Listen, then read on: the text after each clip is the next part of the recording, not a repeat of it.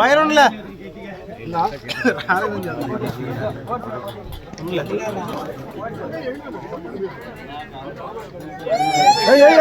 कारण करो हाँ हाँ भाई भाई भाई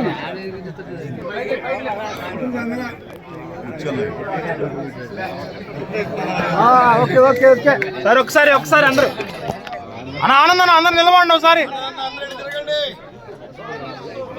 టొన్ని అన్న టొన్ని ఒకసారి సార్ అందరూ ముందుకు రండి సార్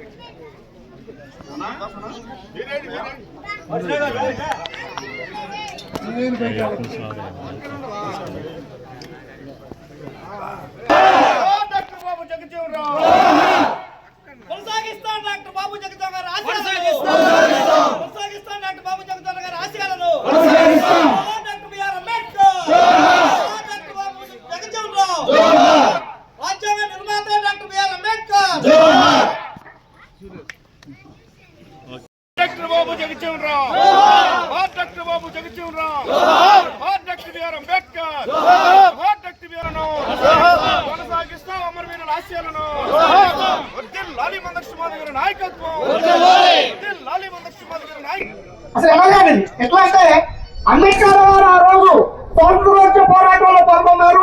అట్లాగే డాక్టర్ బాబు జగజ్జీవన్ రావు కూడా పాల్గొన్నారు. ఇక్కడ గాంధీ కన్నా 39 సంవత్సరాలు తర్వాత పుట్టినటువంటి వారు మన బాబు జగజ్జీవన్ రావు గారు, 19 సంవత్సరాల తర్వాత పుట్టినటువంటి వారు డాక్టర్ బాబు జగజ్జీవన్ రావు గారు. అయితే వీరిద్దరిని మనం పోల్చుకున్నప్పుడు డాక్టర్ బిఆర్ అంబేద్కర్ గారు భారతదేశానికి ఈ ప్రపంచంలో ఉన్న అన్ని రాజ్యాంగాలు చదివి 2 సంవత్సరాల 11 నెలల 18 రోజులు కష్టపడి ఏ దేశానికి లేనటువంటి రాజ్యాంగ నిర్మాత డాక్టర్ బిఆర్ అంబేద్కర్ గారు. డ్రాఫ్టింగ్ కమిటీ చైర్మన్ ఉన్నారు. అలాగే కమిటీలో సభ్యులుగా డాక్టర్ బాబు జగజ్జీవన్ రావు గారు ఉన్నారు. అంటే స్వాతంత్రోద్యమ పోరాటంలో పాల్గొన్నారు. ఇద్దరు అనేక కష్టాలు పడ్డారు, అనేక అవమానాలు పడ్డారు. వారు పట్ట అవమానాలు అంటుంటే కాదు, 1927లో మహాత్ముడు నీళ్లు తాగాలని కూడా రానినప్పుడు డాక్టర్ బిఆర్ అంబేద్కర్ ఎలాంటి పోరాటం చేసి దాన్ని సాధించాడు. బెనారస్ యూనివర్సిటీ, కలకత్తాలో ఉన్నటువంటి యూనివర్సిటీలో ఆయన పొందిన అవమానాలు మంచినీళ్ళు అంటే 2 కోట్ల పట్టుండేది అప్పటికి. ఇప్పటికీ కొన్ని ఏరియాలో ఉంది కావచ్చు. అనేక గ్రంథాలు రాయించారు బిఆర్ అంబేద్కర్ గారు. పోరాటంలో పాల్గొన్నారు. అంత మాత్రమే కాదు, ఆ రోజున రాజ్యాంగాన్ని రాసిన తర్వాత తీసుకొచ్చినటువంటి ఘనత డాక్టర్ బిఆర్ అంబేద్కర్ గారు దొరుకుతుంది. పార్లమెంట్ లో ప్రవేశపెట్టినప్పుడు అది 10 సంవత్సరాలన్నా పెట్టారు. ఇంప్లిమెంట్ చేసే దగ్గర పార్లమెంట్ లో డాక్టర్ బాబు జగజ్జీవన్ రావు ఉన్నారు. అంత మాత్రమే కాదు, ఆయన చైతన్యంలో ఇంప్లిమెంట్ చేయడానికి పార్లమెంట్ లో అనేకమైన యుద్ధాలు ఆయన పాల్గొన్నాడు. యుద్ధం అంటే దాన్ని ఎదుర్కోవడం సభ్యులు మొత్తం తీసుకెళ్తానని చెప్పి వాళ్ళని వదిలించో ఇప్పటి వరకు కొనసాగేటట్లు చేశాడు. అంతే మాత్రం కాదు, బేబీ మినిస్టర్ 1946లోనే కాదు, ఆయన చేయనటువంటి శాఖ లేదు. 30 సంవత్సరాల పార్లమెంట్ లో మంత్రిగా ఉన్న నాయకులు ఉన్నారంటే నాకు నీ భారతదేశానికి నేను మధ్యాహ్నం కల్లా దాన్ని తుడిచిపెడతా ఉన్నప్పుడు ఈ హోమ్ మినిస్టర్ గా ఉండి నువ్వు మధ్యాహ్నం ఆహార శాఖ మంత్రిగా ఉండి ఇప్పుడు మనం ఏదైతే సివిల్ సప్లై గుడాలు ఉన్నాయో అవన్నీ కూడా నిర్మించినటువంటి ఘనత 77లో జనతా ప్రభుత్వం చేస్తాడు.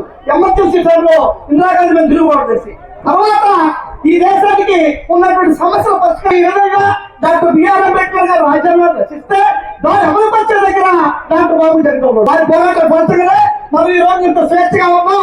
ఈ రిజర్వేషన్ ఇప్పటికీ కొనసాగుతున్నాయి. ఇవన్నీ కూడా ఇంప్లిమెంట్ చేసిన దాంట్లో ఈ రోజున ఏదైతే సంస్థలు లేవో ఇప్పటికీ దళితులు చాలా ఇబ్బందుల్లో ఉన్నారు. అవన్నీ కూడా టైంలో ఆ రీతిగా మరి కృష్ణరాజ నాయకత్వంలో మేము పనిచేస్తున్నాం. మీకు తెలుసు, రిజర్వేషన్ కొట్టేసేదానికి భారతదేశం మొత్తం తిరిగి అందరూ నాయకులు లేకుండా చేసి మరి వాళ్ళందరూ కూడా కూడగట్టి ఆ చట్టాన్ని రక్షించుకున్నాం. మన ఎమ్మెల్యే గారి యొక్క తండ్రి గారు కలెక్టర్ గా ఉంటూ నడిబొడ్డుగా ఇప్పటికీ 2 ఎకరాల స్థలం చూశారు. నియోజకవర్గంలో ఎక్కడెక్కడ పల్లెల స్పష్టం లేవో రోడ్లు పక్కన పెడుతున్నారు. అవన్నీ తమ దృష్టికి తీసుకొస్తాను. నాకు ఈ అవకాశం ఇచ్చిన మిత్రులు ధన్యవాదాలు తీసుకుంటూ సెలవు తీసుకుంటాను. జై మాట్లాడవలసిందిగా కోరుతున్నాను. ఉపాధ్యక్షులు దాస్ మాస్టర్ గారికి, అదేవిధంగా సంతానవంతుల పౌరుడు, అదేవిధంగా భారతదేశంలోనే గొప్ప పార్లమెంటేరియన్ ఎవరన్నా ఉన్నారంటే డాక్టర్ బాబు జగజ్జీవన్ రావు గారు. కార్మిక లోకానికి రావాల్సినటువంటి అన్ని బెనిఫిట్స్, కార్మికుల యొక్క కష్టాలు నష్టాలు ప్రభుత్వానికి వివరించి కార్మికుల యొక్క అన్ని బెనిఫిట్స్ తీసుకొచ్చినటువంటి గొప్ప నాయకుడు డాక్టర్ బాబు జగజ్జీవన్ రావు గారు.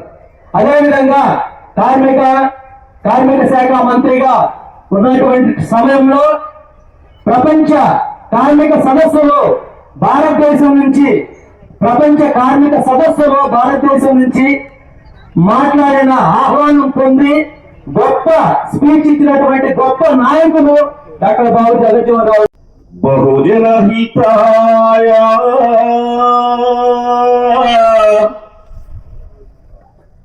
బహుజన సుఖాయ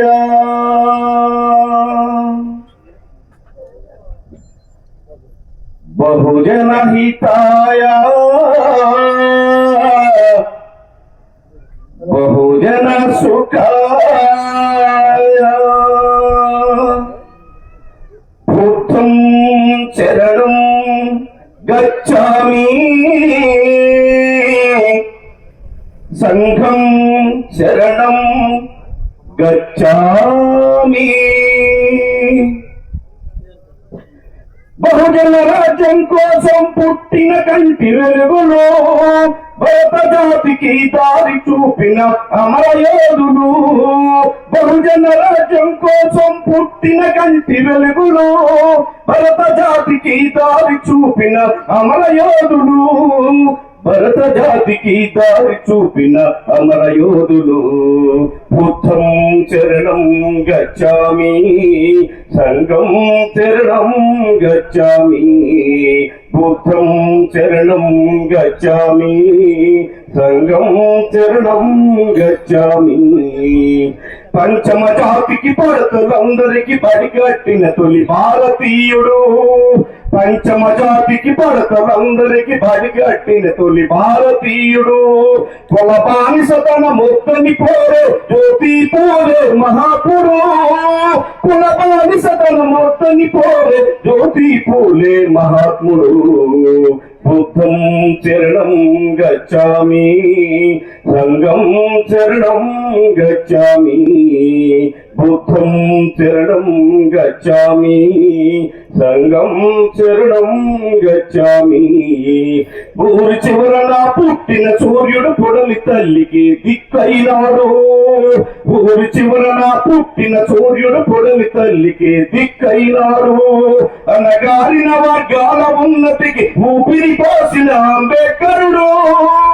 అనగారిన వర్గాల ఉన్నతి ఊపిరి పోసిన అంబేద్కరుడు. బుద్ధం శరణం గచ్ఛామి సంఘం శరణం గచ్ఛామి.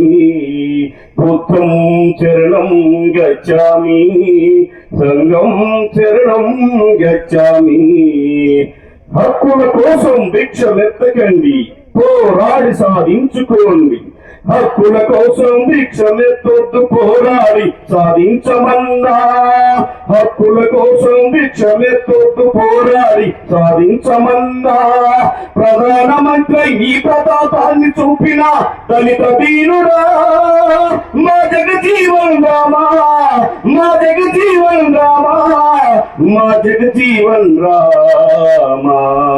బుద్ధం శరణం గచ్ఛామి సంఘం శరణం గచ్ఛామి. అధ్యక్షులు నా కొంత యేసుదాస్ మాదిక్ గారు, ఈ కార్యక్రమానికి ముఖ్య అతిథులు గౌరవనీయులు పెద్దలు అన్న దళిత వర్గాల పక్షపాతి అన్న విజయ్ కుమార్ గారికి, ఇక్కడికి వచ్చేసినటువంటి పార్టీ టీడీపీ పార్టీ మండల నియోజకవర్గ గ్రామ పార్టీ నాయకులు పెద్దలందరికీ, ఎంఆర్పిఎస్ నాయకత్వానికి, ఉద్యోగ నాయకులకు అట్లాగే పులిగొడ గ్రామ ప్రజలందరికీ కూడా మాదిగ రిజర్వేషన్ పోరాట సమితి మందాకృష్ణ మాది గారి పక్షాన సామాజిక నమస్సులు తెలియజేసుకుంటూ, మనం ఇప్పుడు దాకన్నా జగచూరా గారి గురించి అన్న ఏపీఎఫ్ నాయకులు అన్న దాస్ అన్న చెప్పారు. నేను కూడా ఎక్కువగా మాట్లాడకుండా సమయం కూడా అన్నకి ఇద్దాం. ఇప్పుడే పాట పాడుకున్నాం. అంటే ఈ మహనీయుల గురించి మనం ఎందుకు మాట్లాడుకోవాల్సి వస్తుందంటే, గత చరిత్రను మర్చిన వాడు ప్రస్తుత చరిత్రను నిర్మించలేరు అంటారు అంబేద్కర్ గారు. ఈ బలహీన వర్గాల పరిస్థితి, ఈ దళిత వర్గాల పరిస్థితి గత చరిత్రను తీసుకుంటే మన తాతల తండ్రుల చరిత్ర మూతికి ముంత ముట్టికి తాటాకు, మూతికి ముంత ముట్టికి తాటాకు. మరి ఈరోజు ఇంత పబ్లిక్ గా ఈ వేదిక మీద మైకు పట్టుకొని మాట్లాడుకోగలుగుతున్నాం అంటే అది కేవలం ఆ మహనీయుల పుణ్యమే. మొదటగా పూలే గారిని తీసుకోండి. ఆయన ఒక బీసీ వర్గాల నుంచి వచ్చినటువంటి వ్యక్తి. మరి బీసీ కులంలో పుట్టినటువంటి వ్యక్తి ఈ దళిత వర్గాల కోసం, బీసీలో ఉన్నటువంటి బలహీన వర్గాల కోసం పోరాటం చేసినటువంటి వ్యక్తి. ఇప్పటి కాదు, అప్పటి నుండే సుమారుగా 200 సంవత్సరాల నుంచి ఈ వ్యవస్థలో అంతరాంతరం అస్పృశ్యత అప్పటి నుంచే కొనసాగుతా ఉంది. మరి ఆయన బీసీ కులంలో పుట్టి ఈ వర్గాల కోసం ఎంతో పోరాటం చేసి ఒక అందరూ సమానత్వమే, అందరూ సమానంగా జీవించాలి, మనిషిగా పుట్టిన ప్రతి మనిషి సమానంగా జీవించాలని చెప్పని పోరాటం ఉన్నటువంటి వ్యక్తి మహనీయులు పూలే గారు. మరి బీసీ కులంలో పుట్టినటువంటి వ్యక్తి ఈ దళిత వర్గాల కోసం ఎందుకు పోరాటం చేయాలంటే మానవత్వం కలిగిన వ్యక్తిగా చెప్పుకోవచ్చు ఆయన్ని. అయితే మరి ఆయన పోరాటం చేసిందే కాక ఆయన భార్య అయినటువంటి సావిత్రిబాయి పూలే, ఆయన చిన్న వయసులోనే 11 సంవత్సరాల వయసు అప్పుడు ఆయనకి మ్యారేజ్ అయితే ఆయన భార్యకి 9 సంవత్సరాల వయసులోనే మ్యారేజ్ అయింది. మరి 9 సంవత్సరాలు 11 సంవత్సరాలు అంటే అపశుభం తెలియని వయసు. మరి అలాంటి వయసులోనే ఆయన భార్యకి కూడా చదువు లేకపోతే పూలే గారు ఆయన భార్యకి చదువు నేర్పించి, ఆయన భార్యకి చదువుకునే విధంగా పెద్ద చదువులు చదివించి, ఇప్పుడు మనం చాలా మంది అంటారు సరస్వతి దేవి, చదువుల తల్లి సరస్వతి దేవి అని. మరి నిజంగా ఈ భారతదేశంలో చదువులు నేర్పిన వ్యక్తి ఎవరంటే అది సావిత్రిబాయి పూలే చెప్పని తెలియజేస్తా ఉన్నాను. చదువుల తల్లి సావిత్రిబాయి పూలే గడప గడప తిరిగింది, పల్లె పల్లెకి తిరిగింది, చదువులు నేర్పించింది. చదువులు చెబుతూ ఉంటే ఆ రోజు చదువుకుంటే చెవులో చేసం పోసే ఇంటే నాలుగు పోసినటువంటి ఇంటే చెవులో చేసం పోసి చదువుకుంటే నాలుగు పోసిన చరిత్ర మా కళ ముందు కనపడతా ఉంది. మరి ఆ రోజు చదువులో నేర్పుతా ఉంటే ఆ సావిత్రిబాయి పూలే గడప గడప గడుపుతా ఉంటే పల్లె పల్లెకి వెళ్తా ఉంటే ఆమె పేద తల్లి పేడతోటి కళ్యాపు తల్లినటువంటి ఆమె తల్లినటువంటి చరిత్ర మనం కనపడతాము. అంబేద్కర్ గారు ఈ రోజు రాజ్యాంగ నిర్మాత, ప్రపంచం ఎలా ఓటనే కాలేదు. విద్యార్థులతోటి ఆ ఊళ్ళో ఉన్నటువంటి స్కూల్కి వెళ్ళినప్పుడు అక్కడ ఉన్నటువంటి టీచరు ఒక బోర్డు మీద ఒక లెక్క ఇచ్చి, అయ్యా ఈ లెక్క ఎవరైనా చేయగలుగుతారని అన్నప్పుడు అక్కడ ఉన్నటువంటి అందరి కులాల బిడ్డలు ఎవరు తెలియకపోతే అంబేద్కర్ లేచి ఆ లెక్క చేసినప్పుడు అక్కడే మొదలైంది అంటారు. ఆ లెక్క చేసినప్పుడు ఆ బోర్డు తాకినందుకు అక్కడ ఉన్నటువంటి విద్యార్థులు మొత్తం కూడా స్కూల్ బహిష్కరించారు. కారణం ఏంటంటే అంతరాని వాడు పేద కులంలో పుట్టినటువంటి వ్యక్తి మా బోర్డును తాకి లెక్కేస్తారా, మా భోజనాలు మైలుపడ్డాయని చెప్పని లేచిపోతారు. మరి అపశుభం తెలియని వయసు అంబేద్కర్ గారి చిన్నపిల్లవాడు. కానీ నిజంగా మనం ఈరోజు ఆయన కంటే ఆయన తండ్రి పాదాలకు దండం పెట్టాలి. ఆ రోజు ఆయన గారు భయపడి అయ్యా మనకి ఈ గొడవ వద్దు, ఈ చదువులతో చెప్పని ఏదో పని చేసుకుని వస్తుందాం అనుకుంటే మనం మాత్రం మూతికి ముంతా ముట్టికి తాటేది తప్పేది కాదు. ఈ తెల్ల చొక్కాలు కాండవులు ఇవన్నీ ఎక్కడ ఉండేయో ఆ మహానుభావుడు పుణ్యమే ఈరోజు 14వ వ్యక్తి అంబేద్కర్ గారు కుటుంబంలో ఈ రోజు 100 మంది పిల్లలకి ఎగిరిపోతున్నారు. వాళ్ళ కుటుంబంలో 14వ వ్యక్తి అంబేద్కర్ గారు. ఆ మహనీయుడు అదే పట్టుదలతో అదే కృషితోటి ఈ ప్రపంచంలో చదువుతున్నటువంటి మహనీయుడు డాక్టర్ బిఆర్ అంబేద్కర్. గౌరవ శాసనసభ్యులు శ్రీ బిఎన్ విజయ్ కుమార్ గారికి, వేదిక మీద ఉన్నటువంటి ఎంఆర్పిఎస్ నాయకులు ఆనందమాది గారికి, ఇతర ఎంఆర్పిఎస్ నాయకులకు, సివిల్ సొసైటీ నాయకులకు, ఇక్కడ విజయ్ అందరూ కూడా నమస్కారాలు. మరి అందరూ కూడా చెప్పడం జరిగింది మన బాబు జగజ్జీవన్ గారి యొక్క గొప్పతనం గురించి. ఆ రోజుల్లో ఆయన మరి పేద ప్రజల పక్షాన ఉండి పోరాడి వాళ్ళ యొక్క అభివృద్ధి కోసం ఎంతో పాటుపడిన వ్యక్తిగా మరి అందరూ కూడా మనం ఆయన్ని అభినందించాల్సిన విషయం. అటువంటి మహాత్ముని విగ్రహాన్ని ఈ రోజు ఇక్కడ ఏర్పాటు చేయటం, దానికి అందరూ కూడా పాల్పంచుకోవడం ఎంతో సంతోషకర విషయం చెప్పి తెలియజేసుకుంటున్నాను. మరి అటువంటి మహాత్ముల్ని మరి అందరూ కూడా ఆ యొక్క మరి ఆలోచించి ఆయన చదువు కొంటే అందరూ కూడా మరి మార్పు వస్తుంది. కాబట్టి ఇటువంటి వివక్షలు ఇవన్నీ కూడా గతం ఉండేవి, ఈ రోజు అసమాధానాలకు తొలగిపోయి ఎవరు చదువుకుంటున్నారో వాళ్ళందరూ కూడా అభివృద్ధి చెందుతా ఉన్నారు. కాబట్టి ప్రతి ఒక్కరు కూడా బాగా చదువుకొని ఈ ప్రభుత్వం కూడా మన చంద్రబాబు ఆధ్వర్యంలో పేద ప్రజల కోసం వాళ్ళు బాగా చదివించాలని చెప్పి మరి విద్యలో కూడా మార్పులు తీసుకొచ్చి మరి అభివృద్ధి చేస్తారు. కాబట్టి ఈ రాష్ట్ర ప్రభుత్వం అందించేటువంటి అవకాశం ఉపయోగించుకొని మీరందరూ కూడా బాగా చదువుకుంటే రాబోయే రోజుల్లో మంచి అవకాశాలు వస్తాయి. కాబట్టి మరి అటువంటి విధంగా మీరు కృషి అని చెప్పి కోరుకుంటూ సెలవు తీసుకుంటాను. ఈ పులికొండ గ్రామంలో జగజ్జీవన్ రావు గారి విగ్రహం ఏర్పాటు చేయడం, దీనికి ముఖ్య అతిథిగా ఇచ్చేసిన గౌరవనీయులు పెద్దలు మన ఎమ్మెల్యే గారు విజయ్ కుమార్ గారికి, అదేవిధంగా ఏఎంసీ చైర్మన్ అన్నం ప్రసాద్ గారికి, ఈ గ్రామ పార్టీ అధ్యక్షుడు, ఈ గ్రామ పార్టీ యూనిట్ సంఘం అధ్యక్షుడు, ఈ గ్రామ పార్టీ ప్రజలకు అందరికీ ముందుగా ఈ విగ్రహాన్ని దాత బాలకృష్ణ గారికి ముందుగా తెలియజేసుకుంటూ, అదేవిధంగా ఇక్కడ ఎంఆర్పిఎస్ నాయకులు ఉన్నారు, ఆనంద్ గారు కావచ్చు, వాళ్ళ రైతులు అందరికీ కూడా నాకు ముందుగా హృదయపూర్వక నమస్కారం తెలియజేసుకున్నాను. ఇందాక ఆనందంగా చాలా విధంగా అంబేద్కర్ గురించి కానీ జగజ్జీవన్ రావు గురించి కానీ ఆ రోజుల్లో జరిగిన విషయాలన్నీ మీ అందరికీ తెలియపరిచాడు.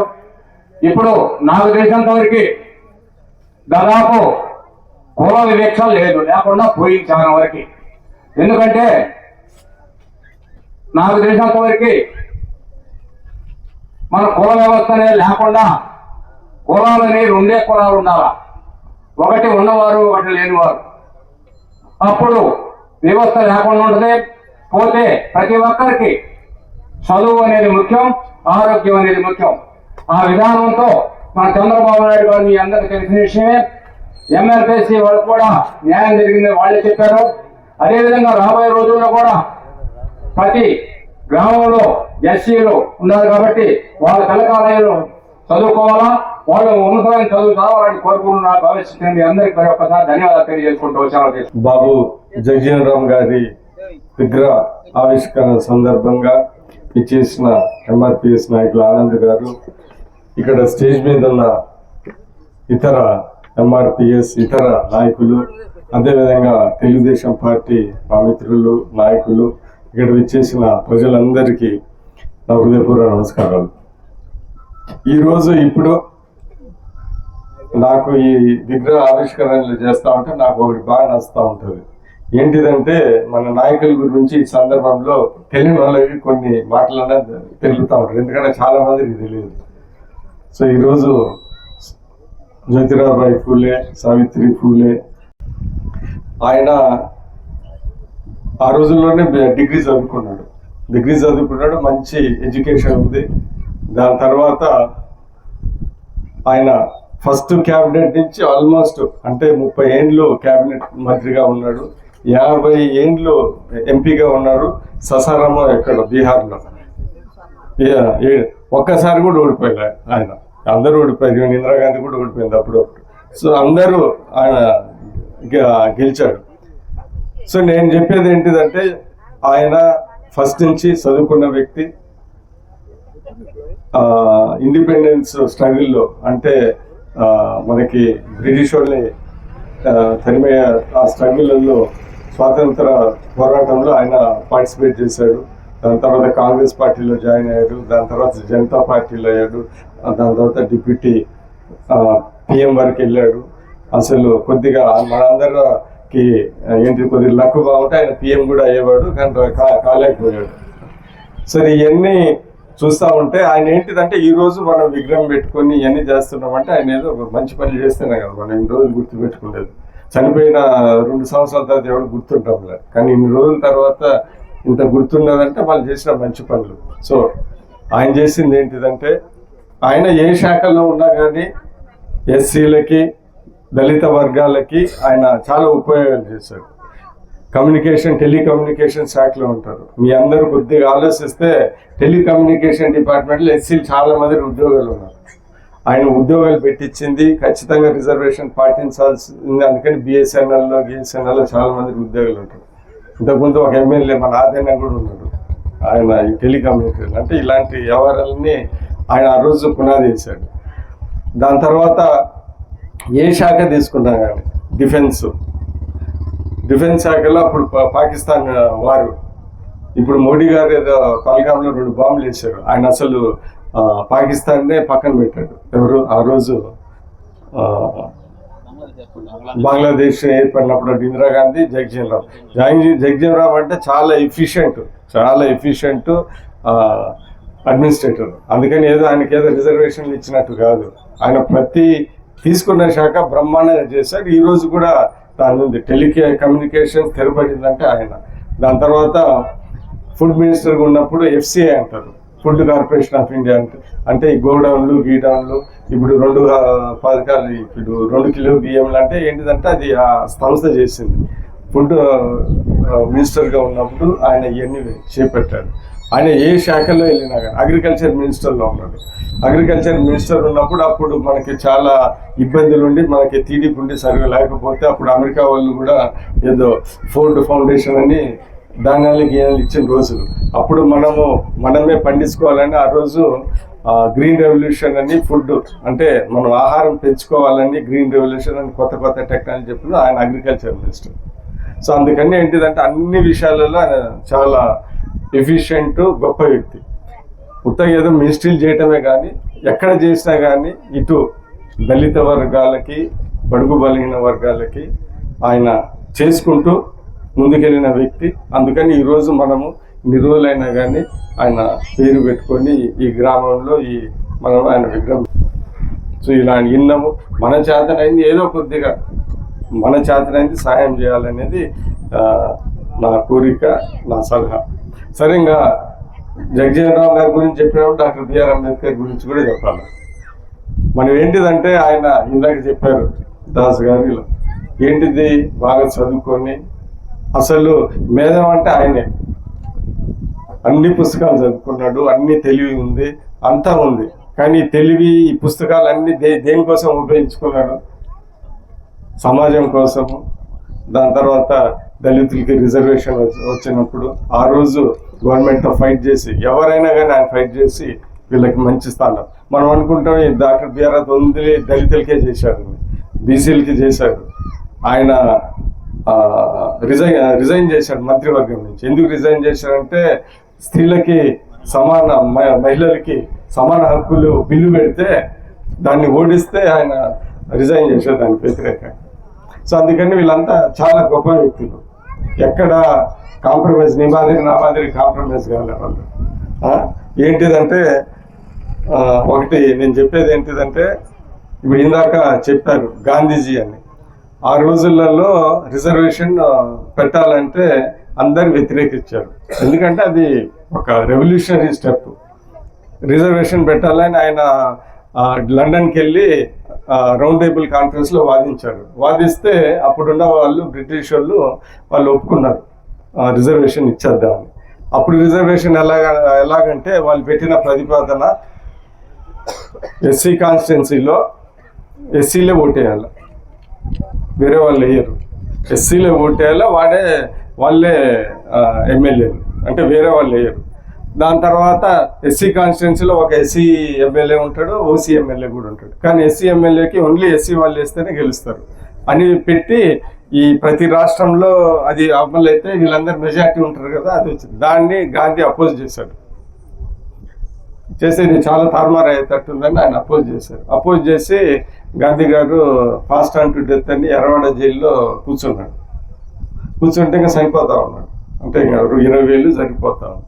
సో అప్పుడు అందరూ సర్దార్ పటేల్, జవహర్లాల్ నెహ్రూలు అందరూ వచ్చి అంబేద్కర్ దగ్గరగా మన మహాత్మా చనిపోతున్నాడు అన్నాడు. అంటే Mahatma sahib come, Mahatma sahib gone, untouchables are remain untouchables అని చెప్తారు. అంటే చాలా మంది మహాత్ములు వచ్చారు, చాలా మంది మహాత్ములు పోయారు, దళితులు అంటరానిగా ఇంకా ఉన్నారు, నాకు మహాత్మ అయితే నాకేమి అన్నట్టు మాట్లాడారు. సో అప్పుడు చూసుకొని దూరదృష్టిలో ఆలోచిస్తే ఒకవేళ పొరపాటున గాంధీజీ చనిపోతే ప్రతి ఊర్లలో అల్లకొల్లం జరుగుతుంది, మన వర్గాలకు వాళ్ళు పేదవాళ్ళు ఏదైనా ఇది జరిగితే మనం తట్టుకోలేమని వద్దనుకున్నా కానీ అప్పుడు కాంప్రమైజ్ అయ్యి అప్పుడు ఏం చేశారంటే ఈ 2 చేయకుండా సింగిలే పెట్టి సీట్లు కొద్దిగా ఇంక్రీజ్ చేసి అప్పుడు కాంప్రమైజ్కి వచ్చారు. అది దాన్ని పూనా ప్యాక్ట్ అంటారు. అది ఎప్పుడో 1932లో జరిగిన విషయం. సో ఇవన్నీ ఏంటిదంటే అవన్నీ తెలుసుకోవాలి. ఏంటంటే ఇప్పుడు ఈ రోజులలో చైర్మన్ ఇస్తానంటే సభకని ఎన్ని పార్టీలు మారుతారో ఎవరికి తెలియదు. ఈరోజు అందుకని మనము అలాంటి గొప్ప వ్యక్తులు మన కోసం గుర్తుపెట్టుకొని చేశారు కాబట్టి మనము గుర్తుపెట్టుకోవాలి, ఇలాంటి విగ్రహాలు వేసుకోవాలి. అందుకనే ఎందుకంటే విగ్రహం అంటే ఉత్తగా జగజీవన్ రామ్ అందగాడని కాదు విగ్రహం చేసేది, ఆయన చేసిన పనులు అవన్నీ మనం గుర్తు చేసుకోవాలి కనపడినప్పుడల్లా. సో ఇవన్నీ మనం గుర్తు చేసుకొని చేయాలి. అలాగనే ఇందాక జ్యోతిరావుబాయి ఫూలే గురించి చెప్పారు. జ్యోతిరావుబాయి ఫూలే, సావిత్రి ఫూలే వాళ్ళు సత్యశోధక సమాజాన్ని ఒక పెట్టి వాలంటరీ ఆర్గనైజేషన్ ఇందాక చెప్పినట్టు ఇవన్నీ ఈ చదువులు ఫస్ట్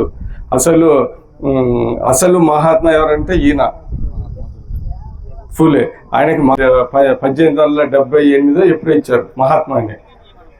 దాని తర్వాత మహాత్మా గాంధీకి మహాత్మా అని ఎప్పుడో 1930 ఇచ్చారు. ఆయన ఎవరు ఇచ్చారు? రవీంద్రనాథ్ ఠాగూర్ ఇచ్చారు. ఇద్దరు ఇప్పుడు నూనె. సో జనాలు అనేవాళ్ళు అనమాట 1880లో ఇచ్చారు. అసలు మహాత్మా ఈయన, దాని తర్వాత మహాత్మా గాంధీ. సో అందుకని ఏంటిదంటే ఇవన్నీ చరిత్ర కొద్దిగా మనకు నచ్చకపోయినా నచ్చినా ఈ చరిత్ర. సో చరిత్ర నచ్చినా నచ్చకపోయినా వాస్తవాలు ఈ సంగతి. సో ఈరోజు మనము ఇవన్నీ ఆలోచించుకుంటూ చేసుకోవాల్సింది ఏంటంటే ఇందాక చెప్పారు ఏంటిది అంబేద్కర్ గారు, if you forget history will repeat it self. నువ్వు చరిత్రని మర్చిపోతే చరిత్ర చేసిన తప్పులు మళ్ళీ వస్తాయని. అందుకని ప్రతిదీ చరిత్ర. అందుకనే మనం చదువుకోవాలా, ఇతరులు చేసిన తప్పులు మనం చేయకూడదు అని చెప్పేది అదే. సో ఎందుకంటే ఇవన్నీ చేస్తూ ఉంటారు. ఇప్పుడు మనం కొన్ని చదువుతూ ఉంటాం, ఇక్కడ చాలామంది బైబిల్ బాగా చదువుతూ ఉంటారు. బైబిల్లో ఏమని రాసింది? ఇప్పుడు మనమందరం ఏంటంటే ఇప్పుడు ఏంటిది జగజీవన్ రామ్ గారు ఫుడ్ కార్పొరేషన్ పెట్టారు, ఇవన్నీ మనం చదువుతూ ఉంటాం. కానీ బైబిల్లో మీరు చూసింటే ఎప్పుడో ఈజిప్ట్లో జోసెఫ్ అనే అతను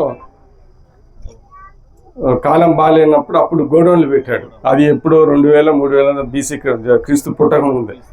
సో అవన్నీ చాలా ఉన్నాయి అంటే నేర్చుకోవాలి. అందుకని మనం నేర్చుకొని ఇవన్నీ తెలివి నేర్చుకోవాలి. మనం ఏదో అనుకుంటూ ఉంటాం. అందుకని ప్రతిదీ చదువుకోవాలా, అర్థం చేసుకోవాలా, మాట్లాడుకోవాలా. అందుకని చదువుకుంటేనే అన్నీ తెలుస్తాయి. ఇలాంటి లేకుంటే ఎవరు చెప్పినన్ని గంగిరెద్ది మాదిరి మనం కూర్చుంటా వాళ్ళు చెప్పిందే కరెక్ట్ అనుకుంటాం. అందుకని చదువు అనేది ఏంటిదంటే చదువు ఎందుకు చేయాలంటే ఏది కరెక్టు ఏది రాంగు అని ఆలోచించే శక్తి ఇచ్చేది చదువు. సో అందుకని మనం అందరం చదువుకోవాలా.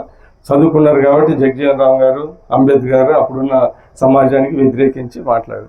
సో ఇవన్నీ మన వాళ్ళ గురించి మనం చెప్పుకుంటాం. ఈరోజు పార్టీ పరంగా వస్తే మీ అందరు గుర్తుపెట్టుకోవాలా, చంద్రబాబు నాయుడు గారు తెలుగుదేశం పార్టీ మాదిగలకు ఎంఆర్పిఎస్ కృష్ణ మాదిగ గారికి వాళ్ళు చెప్పినట్టు హామీ ఇచ్చి చేశారు. సో ఏంటంటే చేసింది గుర్తుపెట్టుకోవాలని ఇప్పుడు ఇవన్నీ మేము చెప్తా ఉన్నాం. చెప్పాలా ఏంటిదంటే ఆయనకి ఎన్నో పొలిటికల్ ఆఫర్స్ వచ్చినా కానీ ఎప్పుడు ఆయన లొంగలే. ఇప్పుడు మనం చూసిన వాళ్ళందరూ లొంగిపోయారు. సో ఆయన గొప్పతనం అదొకటే నా దృష్టిలో, అది గొప్పతనం. ఎందుకంటే లొంగలేదు. రాజ్యసభ మెంబర్ వచ్చి లేకుంటే ఉత్తుతనాలందరూ మినిస్టర్లు అవుతున్నారు. ఆయన మినిస్టర్ చేయడానికి పెద్ద విషయం కాదు. సో ఇవన్నీ ఏంటిదంటే ఆ విషయంలో మనం గుర్తుపెట్టుకొని మీరు గౌరవించాలని నేను చెప్తున్నాను. ఎందుకంటే ఒక మంచి క్యారెక్టర్ ఉన్న వ్యక్తిని, మీకోసం పనిచేసిన వ్యక్తిని గౌరవించాలి. మళ్ళీ 2 రోజుల తర్వాత అదేంది అంటారు కదా, ఏదో ఎరువు దాటేసిన తర్వాత ఏదో అంటారు. అవన్నీ మాకు సరిగా తెలుగు అంత బాగా రాదు, అవి అలాంటి వ్యవహారాలు చేయకూడదు. సో ఇవన్నీ ఈరోజు నేను గుర్తుపెట్టు. సరే ఇందాక చెప్పినట్టు మనం కూడా వీళ్ళందరం చూసి నేను అంటా ఉన్నా కదా, ఏమని కొద్దిగా మంచి పని చేసి వాళ్ళని చూసుకొని మనం నేర్చుకోవాలి. సో అలాగనే మా ఫాదర్ గారు కూడా ఇవన్నీ ఇన్నోడు చదువుకున్నాడు. అందుకని ఆయన చేతనైనది ఇందాక దాస్ గారు చెప్పింది కరెక్టే. ఏంటిది 2 ఎకరాల భూమి ఇచ్చాడు. ఆ రోజు మా father first Dalit collector west గోదావరికి ఆ రోజు మా ఫాదర్ కొద్దిగా క్రిస్టియన్ సంబంధాలు ఎక్కువ. ఆ రోజు ఆర్చ్ బిషప్ జూజీ అనే మీరు వింటారు, సిఎస్ఐకి ఆర్చ్ బిషప్ జూజీ అని పెద్ద పోస్ట్, ఆయన ఆ రోజు బిషప్ ఏలూరులో.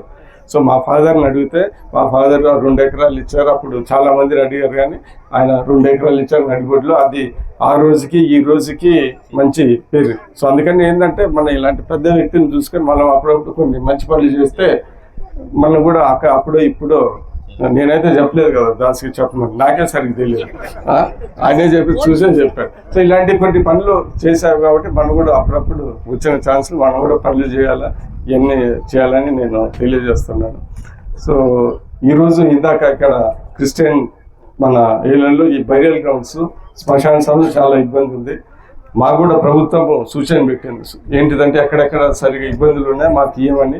నేను కూడా నా కాన్స్టిట్యున్సీలో 33 విలేజెస్కి ఆల్రెడీ సబ్మిట్ చేశాను కలెక్టర్ దగ్గర, ఈ ఏరియాలలో ఇది లేవు అని చెప్పాను. ఎందుకంటే నాకు తెలుసు క్రిస్టియన్స్కి అతి పెద్ద సమస్య ఈ బరియల్ గ్రౌండ్స్, అది మనకు తెలిసిన విషయమే. సో నేను కూడా దాని మీద ప్రత్యేక దృష్టి పెట్టి మా సోదరులకి ఖచ్చితంగా చేయడానికి నేను ప్రయత్నిస్తాను. మీరు చేయాల్సింది ఏంటిదంటే ఇగో ఇక్కడ ఈ ఊర్లో ఇది కావాలా, ఇక్కడ ఈ గవర్నమెంట్ ల్యాండ్ ఉంది, అక్కడ డీకే ల్యాండ్ ఉంది, ఇది చేస్తే మాకు ఈజీగా అయ్యాని మీకున్న తెలివి మాకు చెప్తే మేము కూడా మా వంతు సహాయం చేసి ఇది చేయడానికి నేను పూర్తిగా సహకరిస్తాను. నాకున్న ప్రోగ్రాంలు ఇది ఫస్ట్గా నేను పెట్టుకుంటానని సందర్భంగా తెలుసు. సరే ఏది ఉన్నా కానీ మీరు మా దృష్టికి కావాలి. ఇక్కడ ఈ ఊరు అనుకో ఏదో తెలుస్తుంది, అక్కడ డీకే ల్యాండ్ ఉంది, అక్కడ గవర్నమెంట్ ల్యాండ్ ఉంది, ఇది ఇస్తే బాగుంటుంది, ఇలా చేస్తే అనేది మీ ఇన్ఫర్ ఇస్తే నేను కూడా దాన్ని మీద చర్యలు తీసుకుంటున్నాను. నేను కూడా ఎలక్షన్ టైంలో తిమ్మసముద్రంలో ఇప్పటి నుంచి 20 ఏళ్ళ నుంచి లేకపోతే ఎలక్షన్ ముందర ఇంత ఖర్చు పెడుతున్నా పోతే పోనీలే అని నేను ఎలక్షన్ ముందర ఒక 12 లక్షల్లో అక్కడ బరియల్ గ్రౌండ్ కొని ఇచ్చాను తిమ్మసముద్రం. నేను మళ్ళాంటి వాళ్ళు ఎమ్మెల్యే అంటే కొట్టామంటే ఒక ఊరికి కొట్టాము, లేకుంటే 2 ఊర్లు కొంటాము. అన్ని ఊళ్ళకి ఏడ కొంటాం, మనకు ఆ శక్తి లేదు కదా. సో అందుకని ఎమ్మెల్యేలు అయ్యి ఏదో చేతన వీళ్ళందరినీ పట్టుకొని ఆ తహసీల్దార్ని దబాయించుకుంటే కలెక్టర్ నడుకుంటే చేసుకోవచ్చు అని మేము కూడా మా లాంటి వాళ్ళు కొద్దిగా ఈ పదవులలో ఉంటున్నాం. సో ఖచ్చితంగా ఇది చేసి పెడతామని సందర్భంగా తెలియజేస్తూ, ఖచ్చితంగా అందరితో పాటు ఎస్సీలకి నా వద్దు ప్రత్యేకంగా ప్రాధాన్యత ఉండి వాళ్ళకి నా వంతు సహాయం చేయడానికి ఎప్పుడూ ముందుంటారని సందర్భంగా తెలియజేస్తూ, ఈ విగ్రహ ఆవిష్కరణకి డొనేషన్ ఇచ్చిన మన బాలకృష్ణ గారికి, దానికి సహకరించిన కమిటీకి, అందరికీ ఈ మంచి పని చేసినందుకు ప్రత్యేక ధన్యవాదాలు తెలుపుతూ సెలవు తీసుకుంటున్నాను. నమస్కారం. మాదిగపల్లెల్లో దళితోద్యమ నాయకుల యొక్క విగ్రహాలు చాలా తక్కువగా ఉంటాయి. ఆ దళిత చైతన్యాన్ని గ్రామాలలో తీసుకురావాల్సినటువంటి బాధ్యత విద్యావేత్తల ఆలోచన మీద ఆధారపడి ఉంటుంది. సహజంగా మనందరమే జగజ్జీవన్ రావు విగ్రహాన్ని ఇక్కడ ఏర్పాటు చేసుకున్నామంటే ఆయన చరిత్రను కూడా కొంత మనం అధ్యయనం చేయాల్సిన అవసరం కూడా ఉంది.